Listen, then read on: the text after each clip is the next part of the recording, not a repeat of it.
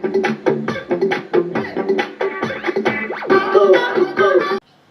बच्चों, welcome to my channel Verma study 2020 बुकलाना।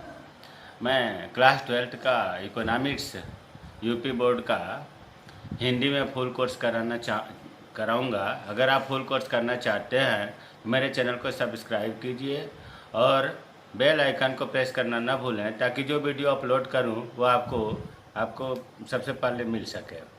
आज हम लोग पढ़ेंगे लेक्चर 35वां है और चैप्टर दूसरा। इसमें अक्सर बच्चों को कन्फ्यूजन होता है कि नॉर्मल गुड्स सामान्य वस्तुएं क्या है, इन्फीरियर गुड्स क्या है, गिफिन गुड्स क्या है। तो इनके बारे में हम आज क्लियर करेंगे। देखो बच्चों, सबसे पहले सामान्य वस्तुएं, जिनको अंग्रेजी में कहते हैं नॉर्मल गुड्स। वैसे रटने से काम नहीं चलेगा। जो हम लोग अपने रोज के जीवन में, दैनिक जीवन में जो सामान प्रयोग करते हैं वही सामान्य वस्तुएं हैं। उसे देखो लिखा है, अधिकतर वस्तुएं जो हम अपने रोज के जीवन में प्रयोग करते हैं नॉर्मल गुड्स कहलाते हैं।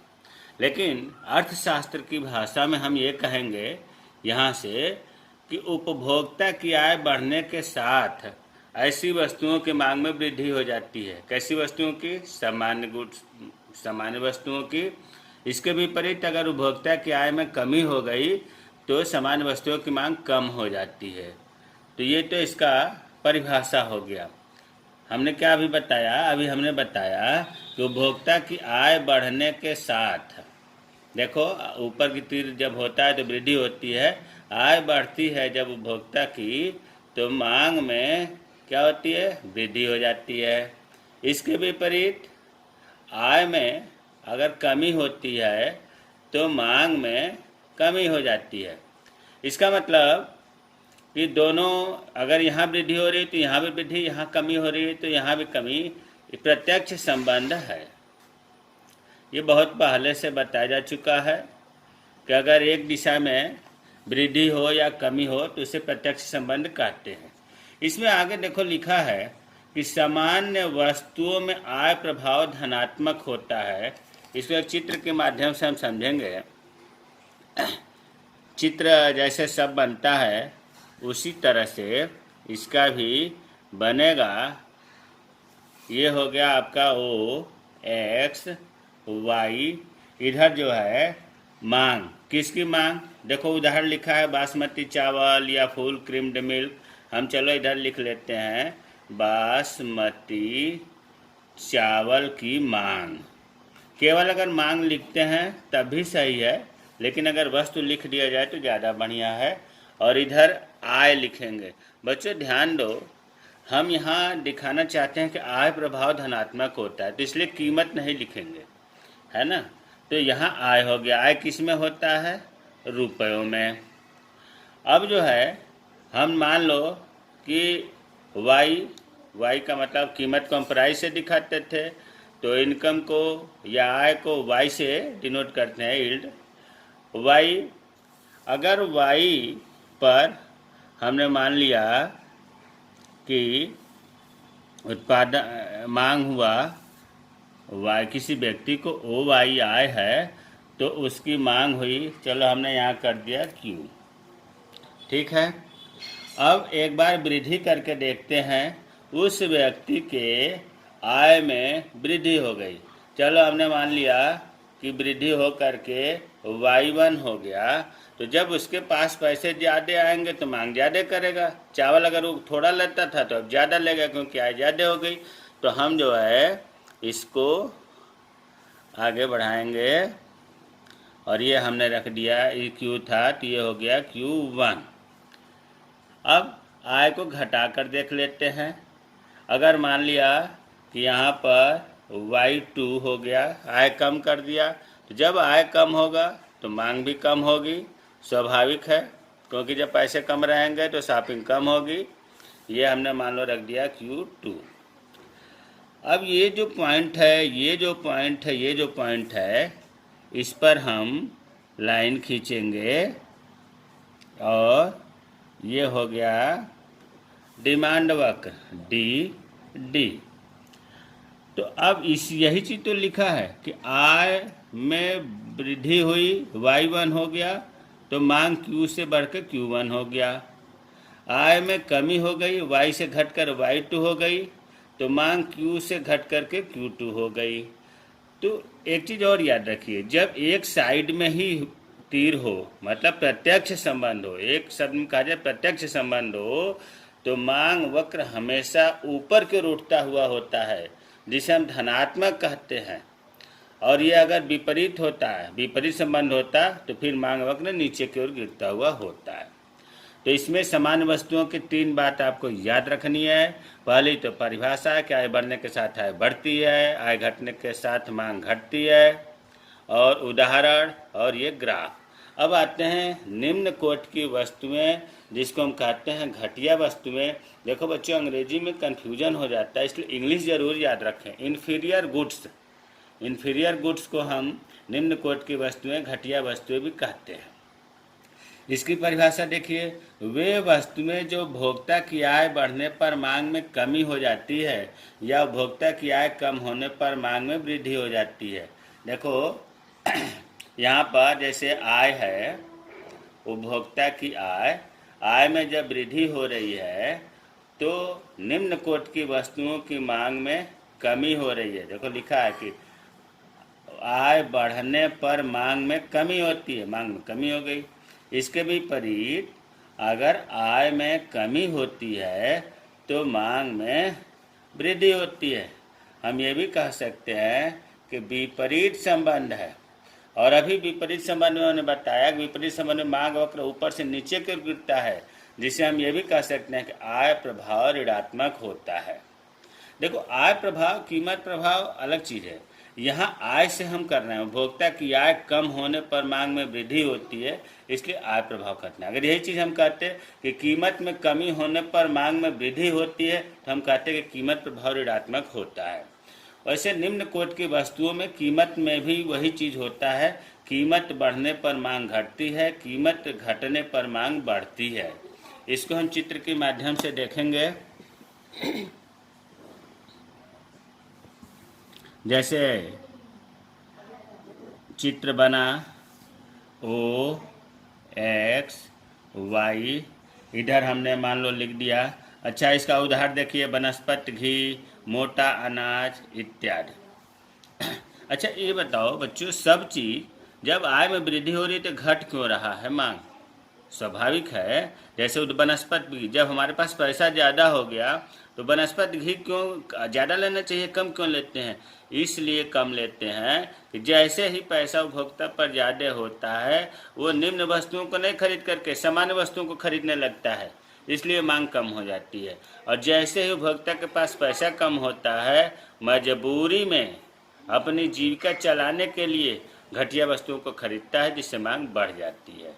तो अब इसको चित्र में दिखाने के लिए वो हो गया, यहाँ हमने लिख दिया, चलो वनस्पति घी की मांग, वनस्पति घी की मांग। इधर आय दिखा दे रहा हूँ, आय रुपयों में।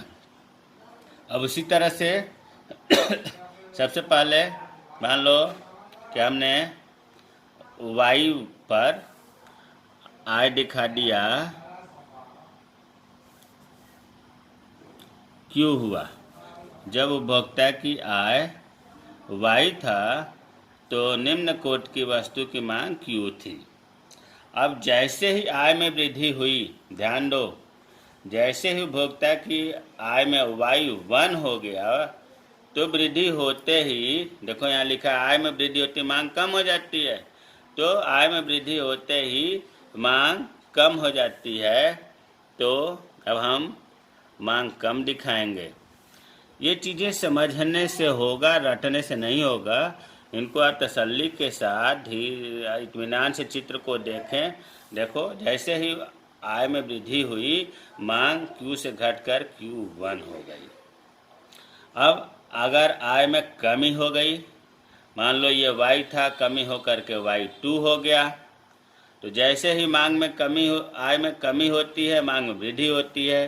तो अब जो है हम आय ज़्यादा दिखाएंगे, वृद्धि करेंगे मांग में, तो ये हुआ। ये Q था तो ये हो गया Q2। ये जो 3 पॉइंट हैं इनको मिलाते हुए हम खींचेंगे, ये हो गया आपका मांग वक्र DD। तो प्यारे बच्चों, ऊपर से नीचे की तरफ गिर रहा है, जिसे ये भी हम कह सकते हैं कि आय प्रभाव ऋणात्मक है। इसमें आय प्रभाव धनात्मक था, नीचे से ऊपर की ओर मांग वक्र गया। अंतर अगर पूछा जाए सामान्य वस्तु में निम्न वस्तु में, तो ये एक पॉइंट बहुत बढ़िया अंतर होता है। अब इसी को आगे हम समझ लेते हैं। अंतर पूछता है नॉर्मल गुड्स और इन्फीरियर गुड्स में अंतर। तो पहला अंतर तो इसके अर्थ से कहिए या परिभाषा से कहिए हो जाएगा।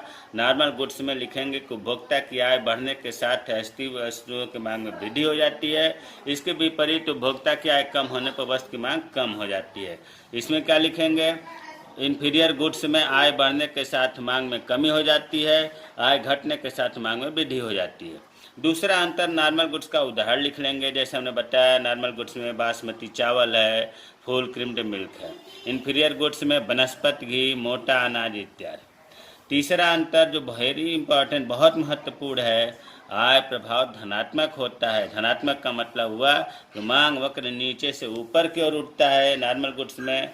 ऋणात्मक में आय प्रभाव ऋणात्मक होता है, या ऐसे भी कह सकते हैं कि मांग वक्र ऊपर से नीचे की ओर गिरता हुआ होता है। मांग वक्र ऊपर से नीचे को ढालू होता है, आय प्रभाव ऋणात्मक होता है।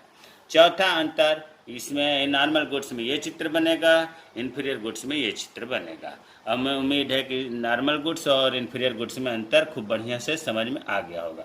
कभी कभी एक नंबर में पूछा जाता है अनिवार्य वस्तुएं क्या कहते हैं, किसे कहते हैं? अरे नाम से ही लग रहा है अनिवार्य वस्तुएं। वे वस्तुएं जिनमें उपभोक्ता की आय में परिवर्तन होने पर उपभोक्ता की आय या आय बढ़े या आय में कमी हो, मांग में कोई परिवर्तन नहीं होता, वे अनिवार्य। जैसे नमक है, नमक कितना हो उपभोक्ता की आय हो जाए ज़्यादा और कितना हो कम हो जाए, नमक को तो उतना ही ज़रूरत पड़ेगी ना।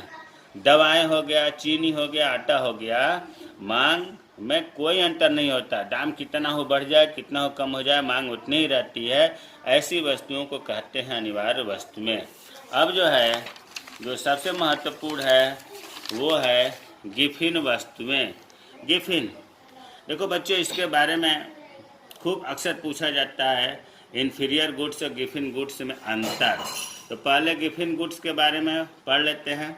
एक ब्रिटेन के अर्थशास्त्री थे जिनका नाम था रॉबर्ट गिफिन। इन्हीं के नाम पर, रॉबर्ट गिफिन के नाम पर ही इन वस्तुओं को गिफिन वस्तुएं कहा जाता है। ये एक प्रकार की निम्न कोट की वस्तुएं हैं। निम्न कोट की वस्तुएं अभी हम लोगों ने पढ़ा, इन्फीरियर गुड्स, उसी की एक प्रकार से अंग है, उसी की ये अलग से भाग बनाया गया है। ये भी आपको क्लियर हो गया कि गिफिन वस्तुएं निम्न कोट की वस्तुएं होती हैं। इसमें क्या होता है कि कीमत घटने पर इनकी मांग घटती है और इनकी कीमत बढ़ने पर इनकी मांग बढ़ती है। इस घटना को गिफिन विरोधाभास कहते हैं। अभी हमने क्या बताया? हमने बताया कि कीमत घटने पर मांग घटती है। लो, अब तक आप ये सुने होंगे कि कीमत घटती है किसी वस्तु का तो मांग बढ़ जाती है, लेकिन गिफिन गुड्स में नहीं होता है ऐसा। कीमत घटती है, कम होती है तो मांग और कम हो जाती है, और कीमत में अगर वृद्धि होती है तो मांग में भी वृद्धि हो जाती है। इनमें देखो, अगर इसमें कमी हो रही है तो इसमें भी कमी, इसमें वृद्धि हो रही है तो इसमें, तो हम ये कहेंगे कि प्रत्यक्ष संबंध है। और प्रत्यक्ष संबंध में हमने बताया था कि मांग वक्र नीचे से ऊपर की ओर जाता है, जबकि विपरीत संबंध में मांग वक्र नीचे, ऊपर से नीचे आता है। अब देखो, इसके बारे में थोड़ा सा बैकग्राउंड हम आपको बता दूं। जो ये रॉबर्ट गिफिन थे, ब्रिटेन के रहने वाले थे। ब्रिटेन में उन्होंने मजदूरों को देखा, अध्ययन किया कि वहाँ के जो मजदूर हैं ब्रेड और मीट, मांस का सेवन बहुत करते थे। उन्होंने ये देखा कि ब्रेड का दाम जैसे ही बढ़ा तो ब्रेड का दाम घटा नहीं, बल्कि और मांग बढ़ गई। आपको जानकर आश्चर्य हुआ कि ब्रेड और मीट वहाँ के लोग यूज करते थे, और ब्रेड का दाम जैसे ही कम हुआ, मांग वहाँ कम हो गई। ब्रेड का दाम जैसे ही बढ़ा, मांग बढ़ गई। क्यों? मान लो ब्रेड का दाम बढ़ने पर कम क्यों नहीं हुआ, मांग और क्यों बढ़ी? इसलिए बढ़ी क्योंकि इसके मुताबिक मीट भी बहुत महंगा था, इसलिए लोग ब्रेड का ही यूज करने लगे। तो ऐसी वस्तुएं जैसे डालडा, शुद्ध देसी घी, ब्रेड, मीट, ये गिफिन वस्तुओं के उदाहरण हैं। इसका चित्र बना करके हम देखते हैं। इसके चित्र जब आपको पता है कि प्रत्यक्ष संबंध है तो मांग वक्र ऊपर की तरफ उठता हुआ जाएगा, ओ एक्स वाई। यहाँ हमने लिख दिया मांग, यहाँ हमने लिख दिया कीमत। अब मान लो पी कीमत पर, यहाँ से मान लिया पी कीमत पर किसी वस्तु की मांग ओ क्यू है, तो अब कीमत बढ़ा करके देखते हैं। आपको पता है कीमत बढ़ने पर मांग बढ़ती है, तो चलो यहाँ अगर हमने कर दिया P1, कीमत बढ़ा, तो कीमत बढ़ते ही मांग बढ़ रही है, तो कीमत बढ़ते ही जब मांग बढ़ रही है तो हम आगे की तरफ इसे ले जाएंगे और ये मान लो ये हो गया Q1। कीमत घटने पर मांग घट रही है, तो चलो अब कीमत घटने पर मांग घट रही है तो हम मांग कम कर देंगे। ये हो गया आपका Q2। अब ये पॉइंट जो है इनसे मिलते हुए हम रेखा खींचेंगे। ये चीज़ यहीं से होना चाहिए था। ये हो गया आपका डी, ये हो गया आपका P2। अब देखो बच्चों, इसमें क्या हुआ, P कीमत पर मांग ओ क्यों थी, जैसे ही कीमत बढ़ा मांग और बढ़ गई, ब्रेड का मांग और बढ़ गया, ये हो गया Q1। जैसे ही कीमत घट गई मांग घट गई, ये हो गया Q2। तो इसमें क्या हुआ, कीमत प्रभाव, या ऐसे कह लें कि मांग वक्र धनात्मक होता है, नीचे से ऊपर की ओर होता है। अब देखो गिफिन गुड्स और इन्फीरियर गुड्स में अंतर कर लेते हैं, क्योंकि अगर नॉर्मल गुड्स इन्फीरियर गुड्स में अंतर पीछे बता दिया, अगर गिफिन गुड्स और इन्फीरियर गुड्स में अंतर, तो सबसे पहला अंतर तो इसके अर्थ या परिभाषा से हो जाएगा। गिफिन गुड्स वे वस्तुएं होती हैं जो कीमत घटने के साथ मांग घटती है, कीमत बढ़ने के साथ मांग बढ़ती है।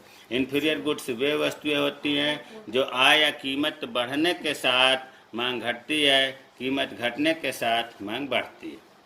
दूसरा, मांग का नियम लागू नहीं होता। गिफिन गुड्स, देखो मांग का नियम क्या है, कीमत बढ़ने पर मांग घटती है, इसमें कीमत घटने पर मांग घट रही है, तो मांग का नियम लागू कहाँ हो रहा है, नहीं हो रहा है ना। अगर ये कीमत घट रही है, मांग बढ़ता, तब कहते कि मांग का नियम लागू हो रहा है। तो मांग का नियम गिफिन गुड्स में लागू नहीं होता है। इन्फीरियर गुड्स में मांग का नियम लागू होता है। अभी इससे पहले जो हम बताए थे, इसमें देखो इन्फीरियर गुड्स में कि आय बढ़ने पर मांग घटती है, आय के जगह पर अगर हम कीमत कर लें तब भी यही रिलेशन होगा, कीमत बढ़ने पर मांग घटती है, यही तो मांग का नियम भी है। तो इसीलिए हम कहते हैं कि इन्फीरियर गुड्स में मांग का नियम लागू होता है। तीसरा, अभी हमने बताया था कि जितने भी गिफिन गुड्स हैं ये निम्न कोटि की वस्तुओं की एक प्रकार की होती हैं। तो वही चीज़ है कि सभी गिफिन गुड्स इन्फीरियर गुड्स होते हैं, लेकिन सभी इन्फीरियर गुड्स गिफिन गुड्स नहीं होते। ऐसा आप कह लीजिए कि इन्फीरियर गुड्स जितने भी हैं वो उसी का अंग गिफिन गुड्स है, तो सभी इन्फीरियर गुड्स गिफिन गुड नहीं होंगे, लेकिन सभी गिफिन इन्फीरियर होंगे। चौथा, मांग वक्र गिफिन में देखिए चित्र, मांग वक्र ऊपर की ओर उठा हुआ होता है, देखो ऊपर की तरफ जा रहा है, धनात्मक है। और इसमें क्या होता है, इन्फीरियर गुड्स में मांग वक्र ऋणात्मक होता है, क्योंकि मांग का नियम लागू होता है, तो मांग वक्र नीचे की ओर गिरता हुआ होगा। सबसे महत्वपूर्ण अंतर और देखिए, गिफिन वस्तुओं का कोई स्थानापन्न वस्तुएं नहीं होती।